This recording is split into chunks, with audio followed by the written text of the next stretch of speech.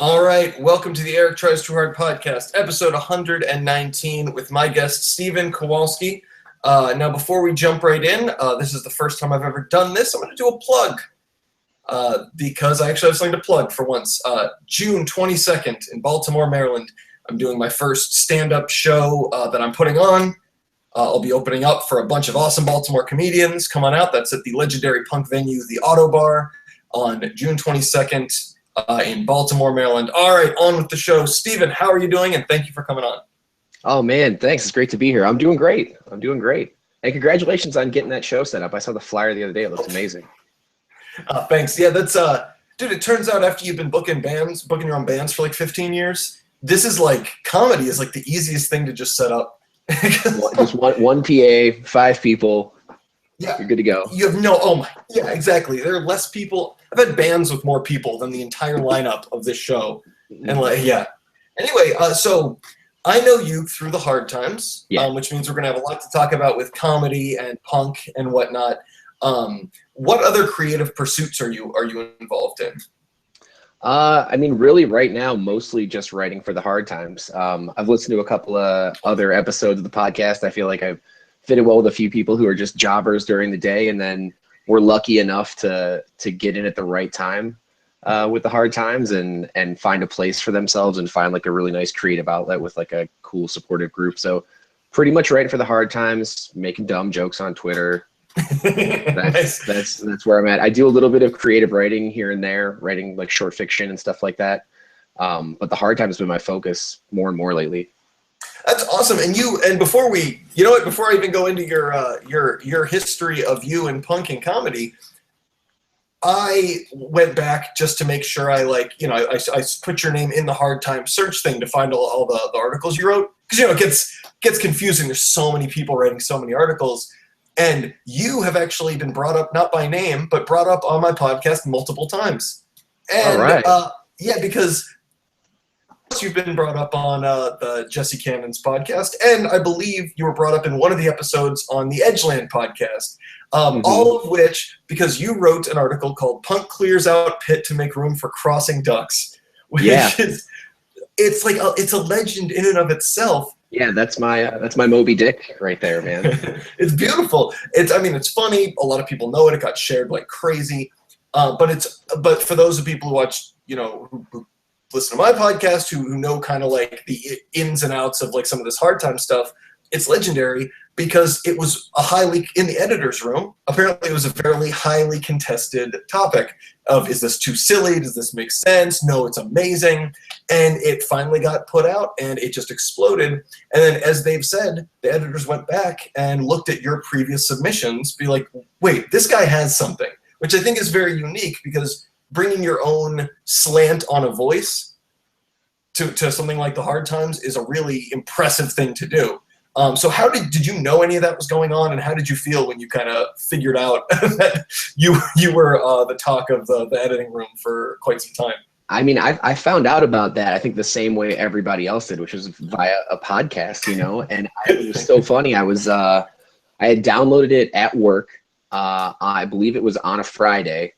Was the day I downloaded it, and they were like, "We're going to talk about the hard times." And I was like, "Cool, I just learned a little bit more about the editors there and what they're all about. This will be great." The Jesse Cannon one. Oh, very cool. Yeah. And I'm sitting there listening to it, and they ask about some of the favorites or whatever, and that got brought up, and I was just like, I was so happy. I went and got myself a haircut. That was what I did. There's a barber shop at the end of my street, and I was like, you know what, man, I'm feeling good. I'm walking tall. Let's go get these hairs turned up. But really just flattered. Like every time any one of my pitches gets picked up, anytime anybody on the pitch page says anything nice about anything I've written, I'm like over the moon about it. And to know that one like resonated in a weird way is great. And I was more proud that it was, controversial. I don't want to call it controversial, but just like that there were dissenting opinions, that some people were like, this isn't funny, and some people said it was, and it got a shot, and then it resonated with a group of people who said, yeah, that is a funny, weird idea. And I'm super proud of it. I mean, it is a weird idea, and I really like it. And I forget now who did the Photoshop for it, but I'm convinced Amazing. Yeah. I mean, 90% of the shares, I think, for that article were due to how great that shop looked. I mean, it was exactly what I pictured in my mind. And, you know, The photo, yeah. I was gonna say the photo is credited to Che Rahoof. Oh. I don't know if that's a real name. Yeah, it could be, you know, a pseudonym invented, but whoever did it just knocked it out of the park, man. It was just so good. It is exactly what was in my mind when I thought of the headline. And then, you know, like I think a lot of the great Hard Times articles, the ones that get shared a lot, it was workshopped really, really well by the editors. They added some punch out to it that was super, super funny and kind of took like the nugget of my joke to another level. And yeah, it's just, I'm super stoked about it. That's a great one. Let's also, Matt, you had mentioned the writer's room, or whatever, the environment of writing, which goes along with what you were just saying, which is cool how you have so many people putting an input, and you have these great minds kind of at the top to help direct everything, or to direct everything. But you also had you had mentioned how it's really cool how a lot of the guys and women at the Hard Times, they're jobbers. We do our job, we go home, and then hey, we pitch for the Hard Times and hope to get stuff on. And I think that's a really cool thing. You mentioned how getting in at the right time was important. Did you get in? I noticed your earliest article credited was May 8th, 2015. When were you first added to the writers group? You know, I can't say exactly, but I feel like it was a while ago. And then I spent a long time on that pitch page throwing ideas at it before anything got brought up. I mean, I sent them my packet, you know, just to see if I could get in, you know, almost as a joke, because as other people on your show have said about the Hard Times, that is the thing where the moment you see it, if it's for you, if it appeals to your sensibility, the second you see the Hard Times, I felt like in my case, this like wave of like emotion and relief washed over me, because I was like, oh man, I like there's 5 of my friends in a you know, crappy van making terrible jokes at 2 a.m. There's a whole website just for that now. You know, I got to be a part of this. And then they were taking, you know, pitches, and I sent it in just to be like, okay, you know, I'll put my money where my mouth is and see if this really is something I could be a part of. And I was, and then I was too scared to put anything up for like at least a month. And I think the only reason that I started putting stuff up to begin with was because I was like, I got to try and make good on this. And then I think like everybody on that board, you throw stuff at it and, you know, it's like crickets, and you're like, oh man, am I in the right place? And then everybody, and then I know, again, other people have said this on the podcast, so forgive me for, you know, just reinforcing this, but so many people are so funny who write for that website. So you're just like, it's like jets are going over your head, and you're on the ground looking up at them like, oh, am I going to be able to make it up there one day? And then you get a couple of people say, hey, that's a good joke, and it doesn't get picked up. And the next time a few more people say, hey, that's a good joke. And, you know, eventually that ball gets rolling and you get more comfortable, and then you can pitch stuff about ducklings, you know, which is everyone's dream, really. Oh, of course. So that is the dream. No, that's so funny. Like, that's exactly when I first started pitching. I was just like, I got one of my original pitches on joined, but I didn't get a pitch voted on from, I started November 2015. Accepted was sometime in like late March, early April of this year. And it was just like, and I was just like, oh my God, I finally got, you know, something picked up, which was just like the greatest feeling. But before then, it really was just like, I was kind of the opposite of you, where I was like, I'm just going to throw shit out there and try to refine it. The amount of times I bombed, and it was just such a crushing feeling. It never went away. It was just like, ooh, just a punch in the gut every time. It still is. But it's like, it's so cool how we all just kind of like, no, I'm going to get better at this. I don't give a shit. I'm going to work and work and work and get good at this really specific skill.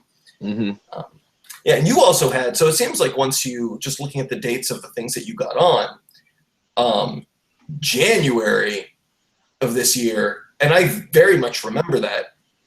That's where I remembered your name initially, and was like really loved not only the ones you got on, but your pitches. But I'm looking at 4 things you got on this past January, including the another one people might remember, which is Chuck Reagan to receive life-saving flannel transplant. Yeah, that was. I mean, we're all just so glad he's safe, I think, is the important thing to remember about that. He's been so important to a lot of our lives, and I was just happy to be able to report on a happy story for once, you know?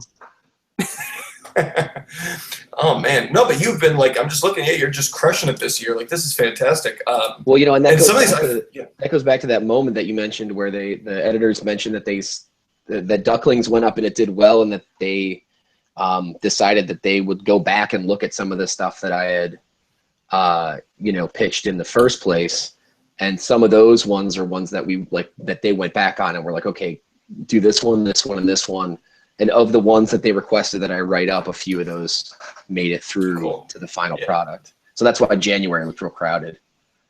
Yeah, dude, you, man, just crushing it. And like, there's a one that I think my favorite one of yours is a street cred reportedly a non-factor in home loan rejection.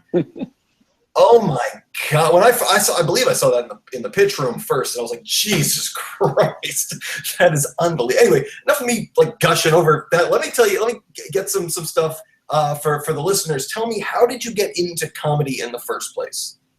It probably goes back to being mocked incessantly in elementary school, and you know, then hitting puberty and finding out that like the mocking would continue at another higher level, and then really like being fortunate enough to like the second half of high school start running with a group of people who, you know, all kind of maybe had that background a little bit and had kind of coalesced. Great band, by the way, Coalesced. Had coalesced to the point where that was just sort of like how we talked to one another. Never like thinking about like, oh, you know, one of us will do stand up one day. I want us to do improv, but in college, then I ended up like writing some comedy for some websites, and then I did like some improv stuff, and like found that I had a voice, and just kind of like always stuck with it as like a little hobby. You know, I never went up much. It was never like an ambition that I had, though it's still something that I like to do. You know, to do like open mics or whatever, but you know, it's just always been something that I've enjoyed. And you know, like a lot of people who come into punk and hardcore, you know, I'm a bit obsessive about like my cataloging of things. So when I find a new thing, you know, whether it be a new comic or a new record or whatever, I sort of really want to like dive into it in a real heavy way. And comedy's just been one of those great things that you can get into that seems to always have like, it's an evergreen kind of thing. The minute you think you're tired of it, you catch some YouTube clip of some comic and you're like, okay, they're doing comedy in a new way now that I'm into, and I'm going to try and find out as much I can about this thing. And like a lot of that's starting to come, like you said, you're putting on your first showcase in Baltimore soon. What was the date on that again? June 22nd. June 22nd. The Ottawa. You're good at plugs. Yeah. Yeah. And like, you know, I think that a lot of people who are into punk rock and into DIY and setting up their own shows and touring their, you know, under their own terms, and in a lot of cases with someone else's van, you know, they've taken to comedy as a thing that they can do because they're settling down and they got lives and stuff, and touring with 5 other dudes isn't something they can put together right now, but they can get a comedy showcase going. And I've seen a lot of my friends like across the United States who are in their like mid to late 30s, and they do comedy showcases at like a local bar, you know, and they take that same sensibility and it sort of changes the way comedy is happening and the way jokes are getting told and who's going to the shows and things like that. So I like it a lot. And I think, again, one of the reasons I got into it was just because it's something that keeps refreshing over and over again. You can't really button it down. Yeah, absolutely. And with the I guess a lot of podcasts getting very popular, you end up having these kind of long form comedic, whether it's a comic hang or an interview or even just Bill Burr or somebody talking to themselves for an hour, you get this more based comedy. And that's one of the things that really drew me into actually like doing a podcast and then doing comedy, as opposed to just being a passive fan of it for so many years, was going, oh, I'm into counterculture. I'm into politics. I'm into philosophy. I'm also into humor. I was so used to people. I mean, when I was, you know, coming up, a lot of the humor that was popular was very either completely absurdist or it was like purely observational, but kind of surface level observational. And I never saw myself like, I enjoy that, but I didn't see myself like being a part of it. Now I'm just like, oh, this new like a lot of, not new, but this kind of East Coast brutal honesty and philosophy kind of thing. I think is really, really amazing. And now that you mention it, the whole idea of audiences and comedians coming kind of from a punk or at least alternative culture background makes perfect sense, because we always kind of saw the world as a little bit skewed from they said that like the way that you see a comedian sees the world, it's like you have to be able to see the world the way everybody else does, and you have to see it through your own kind of lens. And so it's like that's what I feel like punk has always done, because punk wasn't just like counterculture. It's not a subculture. It's not a you're over here and I'm over here. It's a I see what you're doing and I'm actively fighting to change the way that things are. So how'd you get into punk? Same story. Mocked as an elementary school student, then as a high school student, and then finding that group of people who also sort of reacted to the prevailing trends at that time, you know, and just also noticed that there was this like sort of shared idea about the music that we liked, that it was a little bit louder. And I mean, I got to it. I have very vivid memories of the first time that I heard a piece of music and like really had like a visceral, excited reaction to it. And it was a cassette tape of Slayer's Seasons in the Abyss that a friend of mine's older brother he'd either stolen it from his older brother or his older brother had given it to him. And both of us kind of like, we like, you know, carried it around and hid it like it was pornography. It was not something that we were showing a lot of people. And then, you know, through that, we got into like other thrash bands, and that brother started feeding us stuff. Like, I mean, a little ashamed to admit, but like the first Megadeth record I heard was, I think, Countdown to Extinction, which I think most people would agree is not one of their finest hours, although it's pretty good, but I just like loved it. So listened to a lot of metal as a very young adolescent, you know, something about I mean, I grew up in a great place, but for some reason I was super pissed off all the time. And that music like, totally resonated with me. I had nothing to be super pissed off about. I had some stuff that you could be like kind of pissed off about, but like nothing to be like that mad. So then get into like more thrash bands, and then, you know, one day you hear, in my case, it was Pennywise. Like someone played some Pennywise for me. I was like, oh, great. This has the same speed and intensity that I like, but it's not super aggressive. You know what I mean? It doesn't have the same level of violence or malevolence or whatever metal was doing, which was something I liked then and something I still like.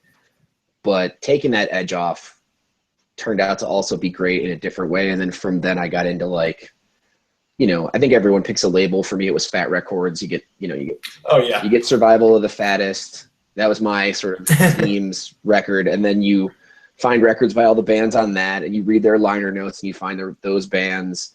And then maybe one day one of them's coming to town and they have a cool opener and blah, blah, blah, you know. And really then that just started like an obsession with like collecting records and zines and all that stuff. And so you kind of went the zine route. Okay, I gotcha. Yeah. Yeah. So, I mean, I feel like that story is really, really common, you know? I feel like it's just like, you know, a lot of people, like that's everybody's story, you know? Yeah, but it's still, you end up, I mean, it's so relatable, but it's also like there's slightly different ways you get into stuff. Like when you're talking about going in from thrash to punk, a lot of times as you get more in the metal side, especially early on, there's, especially in the early 90s, which I assume based on you saying cassettes, this is the time we're talking about. Yeah, that would have been, I mean, that had to be like 92, maybe 92. Okay, yeah. Well, yeah, there was definitely a punk versus metal mentality for quite some time. And even, I mean, I guess now it's less so, but like if you're getting into thrash and metal first, I imagine there might be a kind of some people may have, you know, not gotten into punk till much later because they had preconceived notions, but we all kind of got into alternative culture in a similar way. And I think that, I know you said you grew up in a great place, but it's still like, if you're getting teased by your peers, or if you just don't fit in with your peers, like I didn't get, I mean, I got teased like any other kid got teased, but I didn't get teased a lot, but I got left out a lot. Sure. And so that like put me into that point where it was just like, you can't even tease me. Like, yeah. I'll be the group like guy to rag on, fine, but like nobody wanted me to play. And so I was like, all right, I gotta find my own thing. And socially, that's a weird place because nobody makes a movie about like the person who's third up from the bottom rung. Like everyone's picking on the people at the very bottom. And in all of my social strata growing up, I was never at the very, very bottom. There were always people who had a much harder time than I did. And my heart goes out to those people. If you're someone listening to that right now, like you had a hard road. And I was never quite there, but that what you just said sort of resonated with me, like, being a little bit higher up and just being maybe stepped over, can be just as difficult in a lot of ways, because you're like, man, I can't even catch heat. I'm just kind of here and I'm being completely overlooked on all sides. And that creates a weird vacuum. And I filled it up, I think, in a lot of ways with obsessively cataloging things, which eventually became records and comedy and whatever, See, I never heard of the cataloging thing and like diving so hard into a specific interest. I've never heard it like relegated to punk. I just knew that I always did that with everything. Right. And it's so funny because now that I think about it, so many people who are on that punk side of the spectrum have that exact same thing. I remember I used to like, when the first it's not full on punk or anything, but the first like record that I heard that was similar in that genre was Green Day's Dookie when I was about 8. And that to me was like the fastest, most aggressive thing I'd ever heard at the time. And it took a few more years before I got into more I was a Hellcat Records kind of guy. I was just listening to the Slackers like 2 days ago, and and their first couple records still sound super good. Sick. Dude, the bassist from the Pie Tasters plays in my friend's cover band, and I got to hang with them a few times. It was pretty sick. But like, you need to write a Hard Times headline that just says the bassist for my friends, the Pie Tasters bassist plays in my friend's band. That could just be the whole headline. It's like, oh, that's hilarious. It's like not a joke. Yeah, the amount of truth in this site is unbelievable. Yeah, nothing on the Hard Times is really a joke. I have so many people who come up to me and they're like, dude, that guy you wrote about in that article that you made up was so fucking stupid. I hate guys. And I was like, yeah, I did that like 3 months ago and I just wrote it on a piece of paper. No, but like, I don't know, like getting into all the obsessiveness, like I got that Green Day album and then instantly I went and I bought their Kerplunk and then whatever the one before, it was the Bajillion Smooth Out Sloppy Hours, whatever it's called. Mm-hmm. And I wondered why nobody else in my neighborhood was as obsessed with this band as I was. Mm-hmm. And then 3 months later, they moved on to the Fugees. And so it was like, okay, so that's I think a big difference when you like really get into all sorts of things as opposed to people who have just fleeting trends or whatever you want to call it. Yeah. That's why I think I pitched something like this a while ago. It was kind of a half-formed idea, but it was just the whole point was like, it's so funny how people will go like, my music taste used to suck. And like, oh, when did it suck? 4 months ago. Like, all right. It's because you're just jumping from thing to thing. Sorry, what were you so much. Yeah. And that's like, I mean, and again, like there are people out there who feel that way. There's a 15, 16-year-old kid right now who like is looking at a CD or gosh, he didn't buy a CD. What am I talking about? Is looking at a purchase he made on iTunes or something he downloaded from, the Pirate Bay and being like, oh, I'm so ashamed of that download that I made in February of 2016. How could I be so tragically uncool as to torrent that piece of shit record? I think we all probably do that, but that doesn't make it any less shameful or hilarious when you've like sort of moved on past that. You should definitely keep working that joke because I was 100% that kid at one point in time. Yeah. I mean, as soon as I just said I discovered Pennywise and I probably started running away from it within the same year that I heard it for the first time. Like I heard a Veil after that and I was like, oh, this is real punk. That other stuff is, from my 15-year-old self was not listening to real punk, but my 16-year-old self was like certainly into super real punk rock. I had it all figured out inside a year. That whole scene was nailed down. Late high school, we all had it all figured out. Yeah, man. We all knew how to solve the world's problems. We knew where the best art was. We all knew. And then I proved myself wrong by going to college and getting super invested in screamo, which I look back on now as my most shameful. Like I feel like an actor. I feel like an actor must feel when they look back on like films they had to do like to make some money. That was my screamo phase for me. I look back on that and I'm like, oh, I was buying those records on some websites. I was paying a lot of money for records that aren't worth dirt now that I couldn't even stand to listen to. So yeah, college humbled me. You said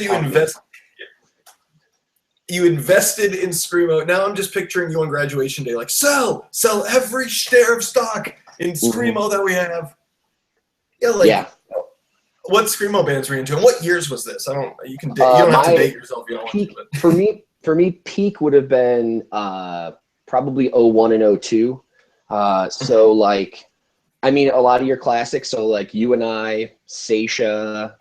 Trying to think of some other really good ones. Neil Perry. So the bands who were out right before all the girls I dated in high school got into screamo. Sure. Gotcha. Yeah. And then the amount of burned copies of Thursday records that were in my room in high school just from being left there, it's just unbelievable. Right. And like Thursday was like that was the almost like the guillotine band for me. As soon as I heard that that first Thursday album, I was like, I jumped ship to something else because I felt like the tide turning. It was a full collapse. And now it was a full collapse. And now when I go back and listen to a bunch of that stuff, like Thursday is one of the more palatable pieces of music from that era. And I can't even put on some of that other stuff, man. My friends and I have conversations all the time about like what holds up, like what from that era. And we care deeply about this stuff. Like there was we all dressed and like, you know, tried to look the best, and I know that scene had a really heavy fashion component that I certainly bought into, and all that stuff. But like the music we took dead serious, man. We loved like a really tight blast beat and inscrutable lyrics and weird references and hyper limited pressings. Like that was like we were into that stuff, whether we denied it or not. And now you go back and it's like, oh man, I cannot believe how much I invested into this. And now I find it so alienating. And that's on me. It's not their fault. The music didn't change. I changed. Yeah. Well, that's how it goes. Dude, it's just looking back and being embarrassed. It's so funny because I don't feel too embarrassed about a lot of the things that I had, you know, growing up. But I've been in a pop punk band for the last 5 years, and there are pictures of me at age 27 wearing skinny jeans that is just like, oh my God. Mm-hmm. Yeah, buying into that whole, it's always the fashion component that fucks you. But it's funny that you mentioned Thursday. Yeah. My drummer and I were on the way a couple of years ago to play in a Magic tournament, because that's what cool kids do. And we went, and on the way he was playing this record, and I was like, all this crazy like melodic stuff and these not tempo, but like key, what am I saying?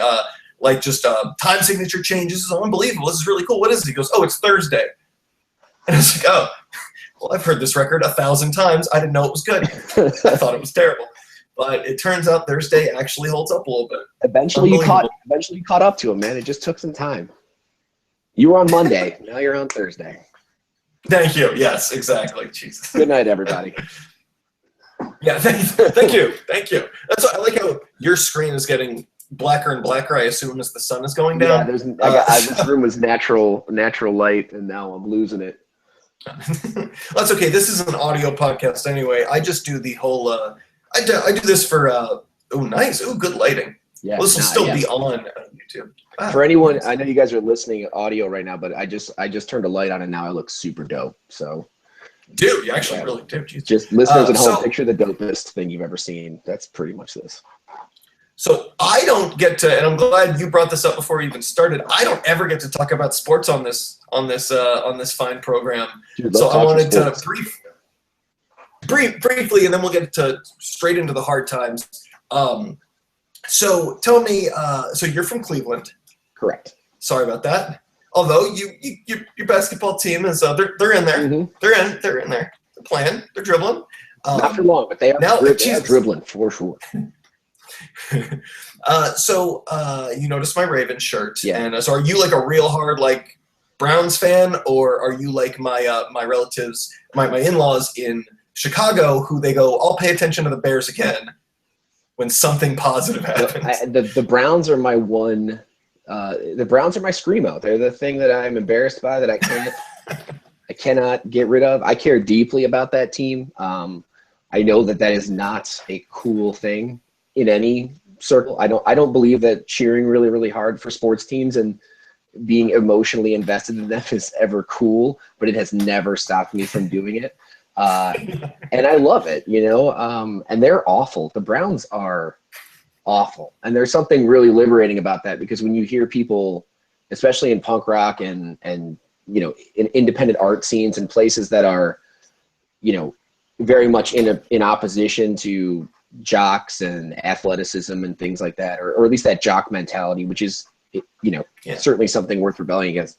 When people sort of get on you for enjoying sports or rooting for football or associating with that culture, which has a lot of problems, it does feel good to be a Browns fan, to be like, well, I'm a Browns fan. So it's like, I'm sort of rooting for like a really, really awful improv comedy troupe out there like every week. Like, they don't bring me any joy. It's mostly just kicks in the gut. So if you don't like me for liking sports, at the very least understand that I am getting no pleasure from the sports that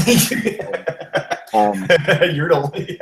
And there's this great, like, I'm sorry. There's a wonderful camaraderie that builds around, especially a team like the Cleveland Browns, who are so almost shockingly inept. And so if you like them, it means that you're battle tested, and making fun of them tends to be the fun part of watching the games.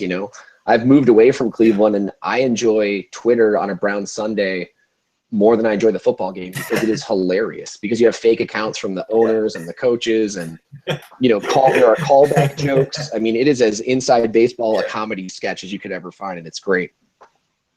I love that. That's why I love the on football Sundays on both on the Reddit for NFL and the Reddit for fantasy football. Everybody is just cracking inside jokes and making like crazy bets with each other. It's just, it's like you get the right. It's like that's why I think I love fantasy football, because when you get enough nerds together, like nerds who like sports, that's the camaraderie I get. Because they're clearly, they're on the online talking about a fake game. Then usually they've shed the jock mentality long ago, and they're just like there to have fun. Well, again, you get those obsessives there, and they become it's not unlike punk in a lot of ways. You get those people in there, and they're into sports, but everybody is into the game and the score at the end of it. And then this subset of people really enjoys it, but as a way to enjoy it, they have invented a different way to watch the game with different values and different interests and outcomes and stuff like that. And that stuff I treasure. I think that stuff is hilarious. That's awesome. All right. So good luck this year. I hope your draft picks. The meanest thing anyone's ever said to me on a podcast before. Well, hey, Brashad Perryman of the Ravens tore his ACL apparently the other day. So I guess he will never have him. So much for that. We could have had Amari Cooper. God damn it. Anyway, okay, so now I'm depressed. Okay, so with Hard Times. Okay, so how did you find out about the Hard Times? Just as a fan? Yeah, I mean, the power of the internet. Someone shared an article, and I wish I could go back and find out who it was.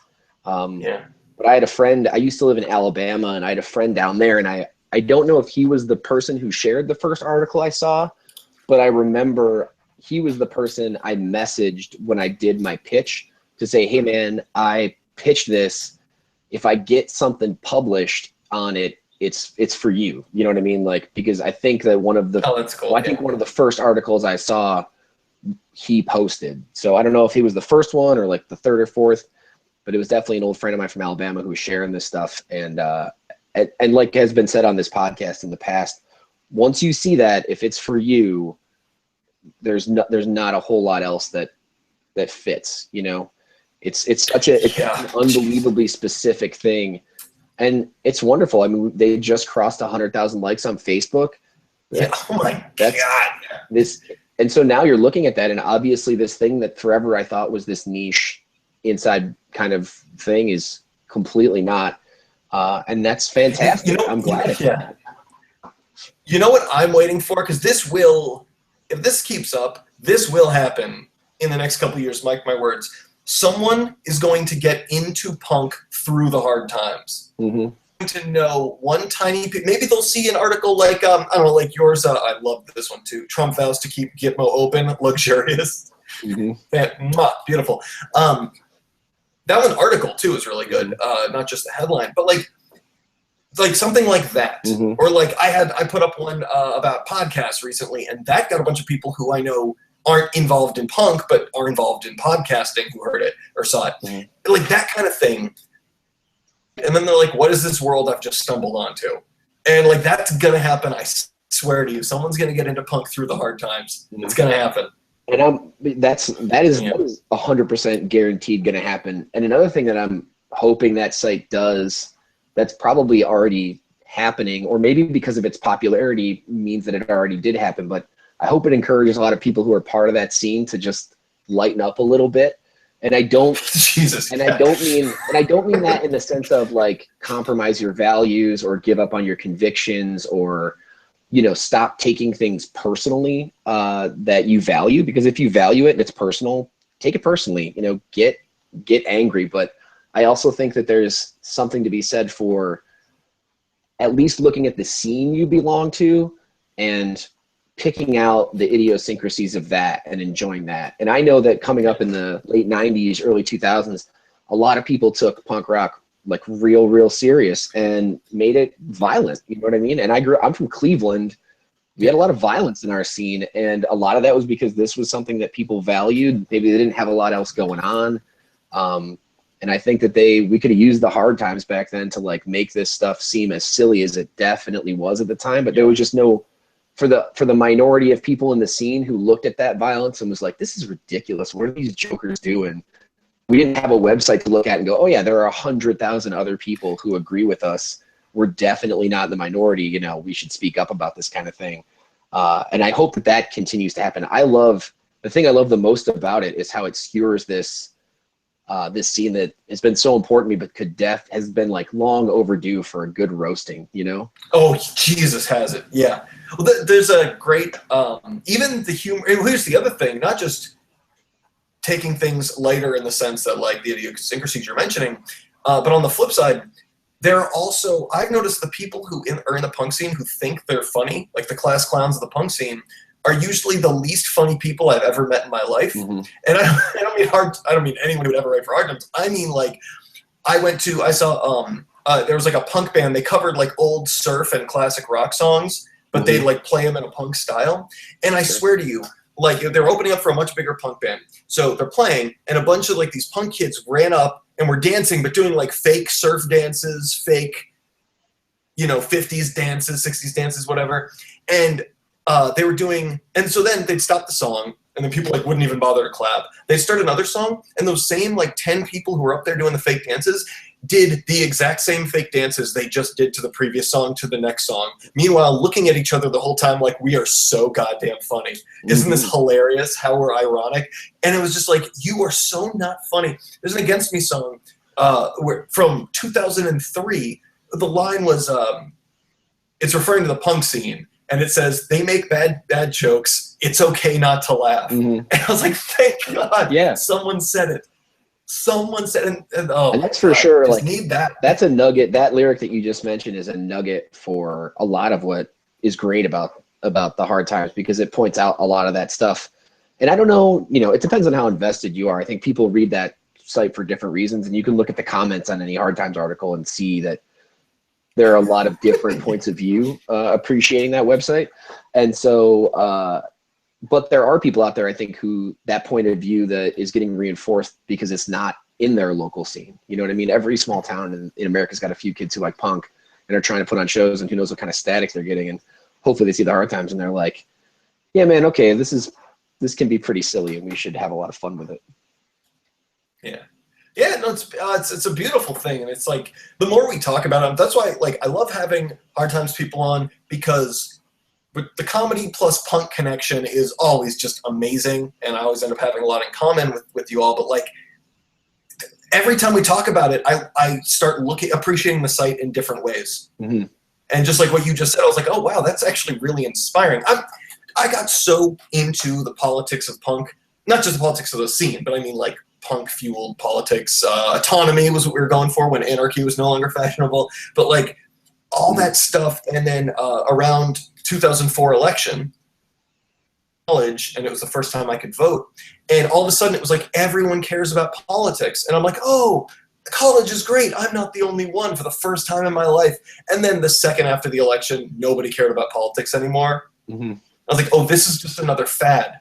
Like, this is just another, and it bummed me out so much because I felt like so deflated. Like, what's the fucking point? Like, I'm never going to change anybody's mind. I'm not going to blah. So I pushed myself and stopped getting emotionally invested in politics and like what good art can have or what good whatever it was. I was like, fuck it. It's all bullshit anyway.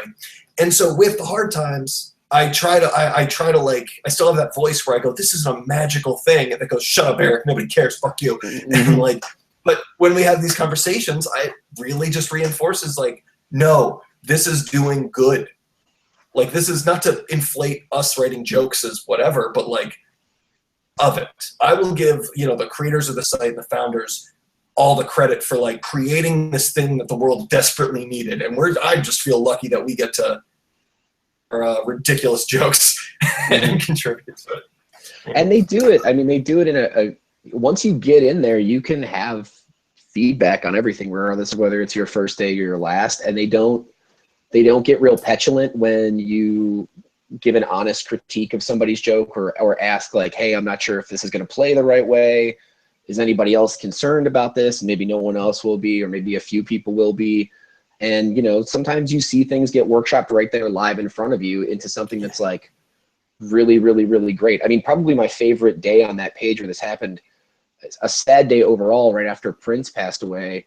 But yeah, the headline that ran out hard times for Prince, which I think was something, I'm not quoting, but it's something to the effect of like all sex canceled or something along those lines. You got it verbatim. Yep. And like that was just lightning in a bottle. So that got pitched, and I think maybe 160 comments later, and inside like an hour, and then maybe 45 minutes of editing that was on the website and just exploded. And not handled correctly, that would have been an incredibly bad joke.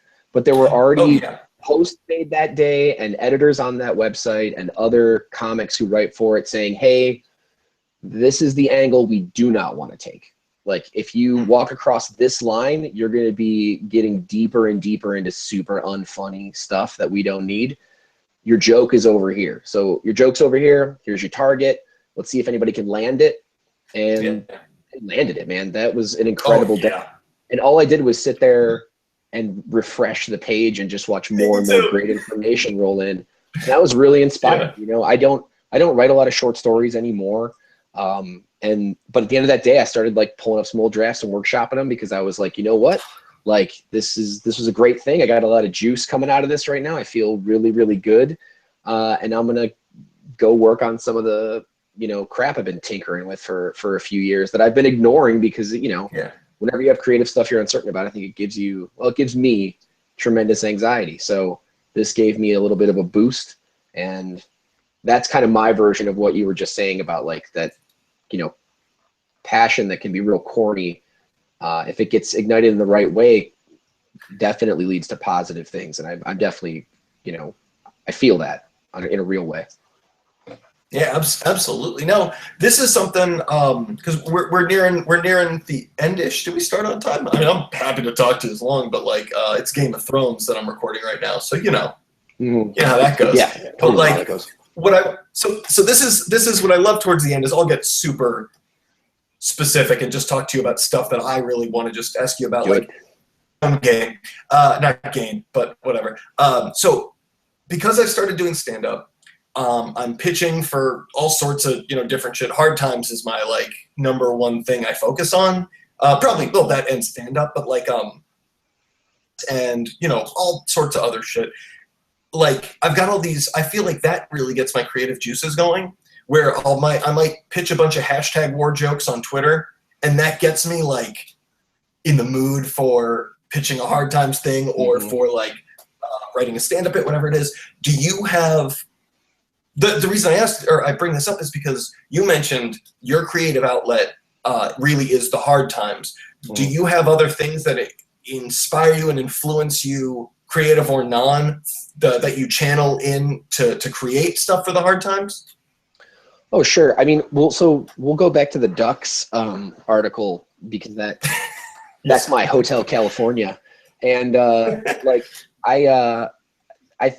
that article was a pitch that I was like, I'll just throw this out there. We'll see what happens. It's really weird. But I like that one a lot. And I like, because that's the kind of article I want to do all the time. I want to, if I can do anything from, a perspective of like a style or a goal for a style, I want my stuff at the hard times to be the weirder stuff. I want to be further out into more absurd stuff that doesn't necessarily reference reality in a lot of different ways. And I know a lot of my pitches don't reflect that, but if anyone sees an article that I've written, know that like what I want to do is get out into like examples of things that really could not happen ever.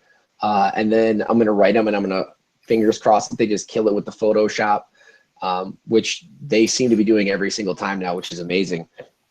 So like absurdity, weirdness, those are the things that like inspire me. Examples of that you can pretty much find all over the place, both in just your day-to-day reading a newspaper to the job that you might have to like, weird, bizarre comedy. Like I was just watching Kids in the Hall clips today, and I was like, I should pitch something soon, because like that was kind of getting me in the right frame of mind. And then as far as like, like processes and stuff, the other thing that really keeps you going is the schedule. A while ago, they asked, hey, no more than 4 pitches a day. And, occasionally we'll be reminded, like, throw your best stuff, So I started my old process was I had a thought, I threw it up on the board, I saw what happened.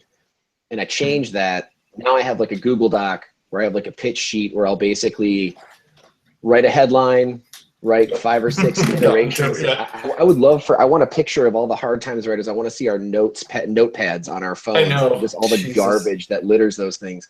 And then, just run through iterations of that same joke. Like People's History of the United States is a book that I feel like everyone in punk rock has at least been shown or instructed on, that very few people have read cover to cover. And I probably wrote 15 terrible jokes about that idea before I settled on the fact that it's just funny enough in real life and doesn't need my thing. But that was sometimes that happens. I was in my living room, I looked at the book, and I was like, all right. So I got the pitch sheet going, and then I try and pitch like regularly at regular times, just to remind myself that I should do this if I can, and I can't always do that, but give myself a little like goal and try and do that. And so like trying to stay as weird as possible and trying to stay on schedule are the 2 things that like keep me focused. That is very impressive to me. Well, first off, the absurdity angle, that is not, like I mentioned in this podcast, that's not where I come from. Like when I see absurdist comedy, that's probably why I like your stuff so much, is that I'm just like, never, there are headlines that are created, but I could at least pick apart and figure out how they got to that point. Like, but when I see yours, I'm like, there's no way that my brain could have ever in a million years landed up with the phrase "developer keeping Austin weird with absurd lease agreements." There's no way I get to that finish line. So when I see that, it's so impressive, and I think that's really cool that you not only is that what your brain goes to, but also that's a voice you are trying to take. So you have direction in it, which I think is all the more impressive. And then also, you mentioned Kids in the Hall. Oh yeah, go ahead. Yeah. I was just gonna say, this is the weirdest like reference to make, but if you find it on YouTube, I haven't watched it in a few years. It's really funny. It's commentary from a Kids in the Hall like classic sketch, and they're the people doing the commentary are Trey Parker and Matt Stone. Oh yeah. But here's the thing: as you watch it, you start to realize, oh, this is just like guys having a boring lunch meeting, like discussing sketches. There's nothing funny in it. And Matt and Trey are just pretending it's the funniest classic sketch ever, like quoting lines from it and just going apeshit. I would highly recommend you and anyone listening just Google that. It's unbelievable. Sorry, what were you going to say? Well, first of all, I'll say I love that idea because I'm the king of like quoting over something or like something that I've seen 100 times that I think is hysterical. Like I'll play it. I will sit someone down next to me, play it for them, and I will quote it and laugh over it and completely ruin the experience for the person sitting next to me. Yeah.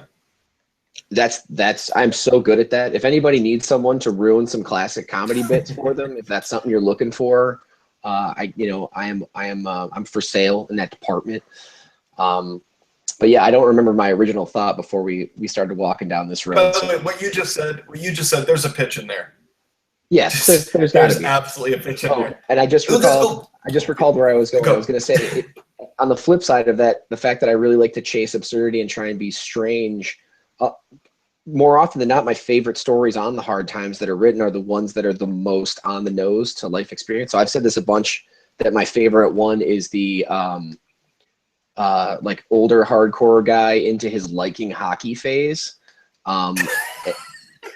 Because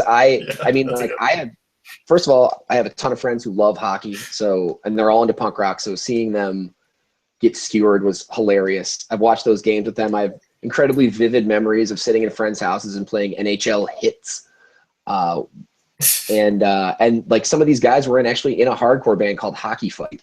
So like when that article went up, my jaw dropped because it was written by somebody I did not know, who I'd never talked to, who clearly had seen the same phenomenon develop independently someplace else. And that's like, that headline was almost not a headline. It was almost reporting just on a thing that happened. And that made it hysterical for me. So a lot of times the ones that I like are the ones furthest from my own experience, because I could never write that. I just couldn't do it. The amount of times I have to remind myself, like in usually just writing the full piece, but like also sometimes the headlines, I tell myself, don't make a joke. Don't even make a joke. It's more funny. And this is just general satire writing. What's the humor in stuff like The Hard Times and The Onion and whatnot is the juxtaposition of reporting very seriously on an absurd story. You don't have to like throw in some, like I have friends who write for other, smaller, internet publications that are pretty good, but where they always lose me is like when there's just like a joke out of nowhere. It's like the South Park versus Family Guy thing that South Park did, where Cartman's like yelling, like, when I tell a joke, it's inherent and relevant to the story. It's not just a joke to throw out there. And you see that happen on the pitch page for the Hard Times when new writers get in. I think a lot of times their early stuff is exactly that. They have their pedal to the metal. That was me for months. Yeah, 100%. Same guy, 100%. Exactly. It's a rite of passage. You go on there, you write a joke that is 2 miles down the road from where the actual joke is. Yes. That's why I love what you said about writing iterations on an idea. Usually I'll just, like, my whole notepad, by the way, is full of bad headlines that somewhere in there is a good idea.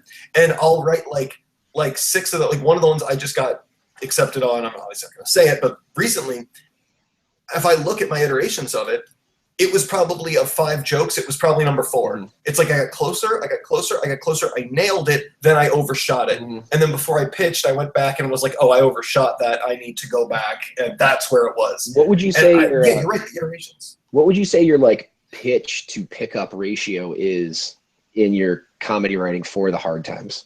Like, what's the percentage of pitches that get up for real? Months. 1, 2, 3, 4, 5. In the first 5 months, I was probably 1 for, I don't know, 500. Sure. Probably not 500. Probably like 2, 300. And then recently, especially after, doing this podcast and the Hard Times people on, because I love talking. I also love being able to help promote the Hard Times in my own little way. But having these conversations, and they're public, anybody can go watch the episodes with Matt, Ed, and Bill. More like, ever since having those conversations, they're like, yeah, this is what we like. And all of a sudden I'm like, oh, well, that's what I should do, because that makes it for good headlines. Recently, it's gotten a lot better because I sleep on the headlines. I will pitch stuff that has existed in my folder for 7 days. I want to pitch it every single day. But I go, no. I don't have that feeling. You know that feeling you get when you come up with one, or when you see somebody else post one. That happens a lot, where I go, I posted 1 minute ago, no likes on it, nobody's seen it, I'll see it, and I'll have that feeling of, oh, that's one. Mm-hmm. That one, that just got knocked out of the park. You just feel it. And I try to wait, and now I don't know my exact ratio, probably like that, maybe 1 to 15. But that's only after me sleeping on pitches and really just waiting until I have that feeling. So even with that feeling, it's still not a great ratio, but which shows how hard it is to like, how good something has to be to get on the site. Oh man, and yeah, I would be remiss if I didn't mention that feeling of when, and this has happened to me like 2 times recently, where I thought I had like surefire killers. Like I thought I had 2 headlines that I thought up in the same day. I was like, these are 10,000 like headlines without a doubt. Like these are league leaders, and I was just like so confident. One of them I put up there, nothing. Like not even like to the point where I thought maybe I wasn't online. Like maybe I only thought I posted it and it didn't post, and I had to go back and see. And sure enough, man, it was just the surrounding area of that pitch was just a ghost town, and that's humbling. And the reason I asked you about your pitch percentage, and I think mine is very, very similar, is that like with the exception of a few people on that page who are just dialed in a way that I cannot understand, and that I am in complete awe of, you're probably like the most important thing about all this stuff is if you're doing comedy, like, man, you have just got to continue to fail and continue to get good at failure, or you're just never going to have any fun. You know what I mean? Because the second you start like peacocking and thinking about your wins, and that, in my case, the headlines that like crushed it, that a lot of people liked, like it makes it real back hard. to back. Yeah, it gets real hard to get rejected next time. You know, the second you start strutting around thinking you're super, super hot, you're going to get hit down. Motherfucker, I was the ducklings guy. Yeah, I was the guy with the ducklings. You know, I don't, oh God, I hope I never get to a situation where that ever comes out of my mouth. No. But if it does, I hope it's on this podcast. And like, but yeah, you just, because you got to be able to recover quickly. And as soon as it becomes hard to recover, it's not going to be as fun. And so thankfully writing on here has helped me get really good at getting really bad. Yeah. No, dude, that's why anytime I get some stuff on or something I get on does okay, that I tell myself really is just like next month, and this goes for anything in comedy or art really, a month from now to these people, or you could be nothing just in general, because you have to keep producing. It's what's the funniest joke you've told lately? Like, and this is something you kind of mentioned early, like at the very beginning, how we all got very lucky to get in on this at the right time, is that is like, who else is providing this kind of opportunity? Hey, check out this platform, huge diehard audience. Would you like to potentially have your stuff on there? Like, that's rare to find and amazing, that it's just like, it's like, you know what, great, if I had something up, I'm so thankful that it was up. I'm not going to be bummed if I never get another thing on, but God damn it, am I going to pitch every single day, you know? Right. And also, like, from who would you rather tell a joke to than like a bunch of people who are like trying to get it? Yes. You know, like the audience for that website, I'm so fortunate. Like you hear comics talk all the time about telling jokes to a room full of people who are not receptive to it. And in a lot of ways, it's a huge rite of passage, but very few of them, I think, have an opportunity to bomb in front of people who should love it, which is a real test of your mettle. But then two, get a bunch of people that you think you could vibe with, like, you know, to laugh really hard. Like, you and I do not know each other outside the page at all. This has been a really pleasant, easy conversation. I think a lot of it because you have similar backgrounds, and there are 100,000 other people that you could probably do a podcast with, you know, who like the hard times and feel similar. And it's so cool making them laugh, you know? So cool making them laugh. Yeah. Well, yeah, you got like 99,999 to go. Yeah, I'm working hard at it. Yeah, no, that is some of the best stuff, because like I will I have one of the Hard Times shirts. That Satire Sucks shirt is so fucking funny. Yeah. But like to shows, sometimes I've worn it to open mics. I've gotten, by the way, people will go, "Oh, I love the Hard Times." I'll look at an open mic and I'll go, "Oh, awesome! Are you staying for the show? What show?" It's like, oh, yeah. No one I know through comedy has any idea about what the Hard Times is for the most part. Mm-hmm. But unless it's because they know me, anybody else on this, like, who contributes to the site. But at, like, when my band plays and we go to some like punk show, like, I'll wear the shirt and people are like, "Oh, the Hard Times is the funniest thing I've ever seen." And I'm like, yeah, dude, it's so cool.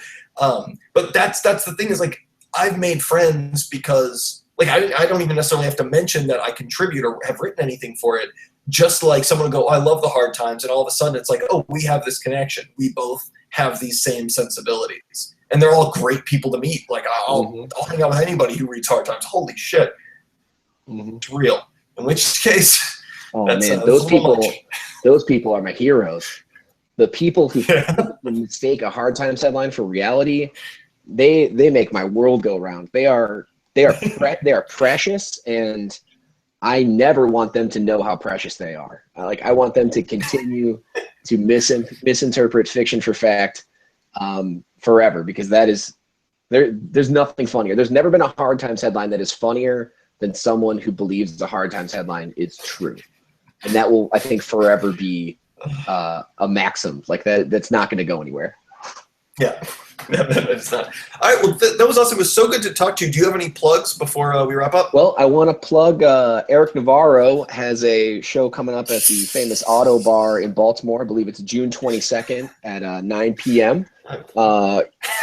Michael Furr, Bunny Thamilis, Pierre Benu, and some joker named Eric Navarro all going to be there telling jokes. Should be good. Other than that, I don't know really. What's that? Headlined by Mike Moran. I think the picture cut off that you're looking at. I'm literally reading the flyer, and Mike Moran is at the top, and I didn't even look up. Sorry, Mike Moran, I just demoted you to not even on the show.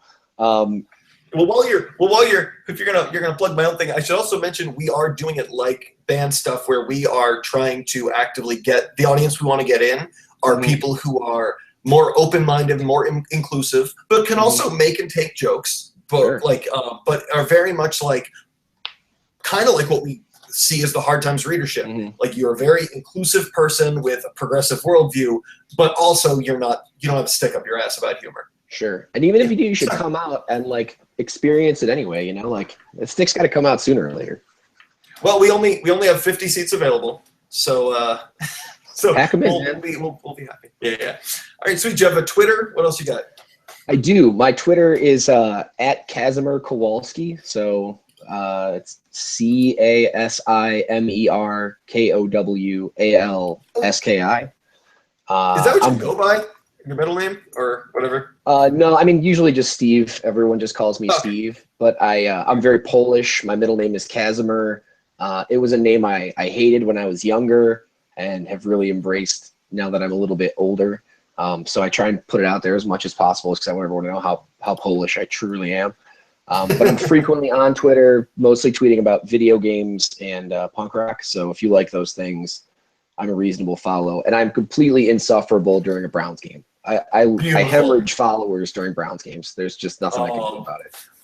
This football season, you and I are going to have some fun at least twice. Oh, dude, it's going to be so good. It is going to be so good. And yeah, thank you so much for having me on. This is a great time. And I hope I can come back sometime because I really want to talk Simpsons. Yeah. That's another one of my passions. Oh, thank God, yes. I literally I was just talking to, I'll say someone, but it was actually my mom. She wanted me to do another episode like that. Yeah, I will, and I'm going to contact you once I finally have a run of people to do one-on-ones with over the next couple of weeks, and then I'm going back to group podcasts for a while. And I want a bunch of Hard Times people on. I want to do some more of those Simpsons things, and you are top of the list, my friend.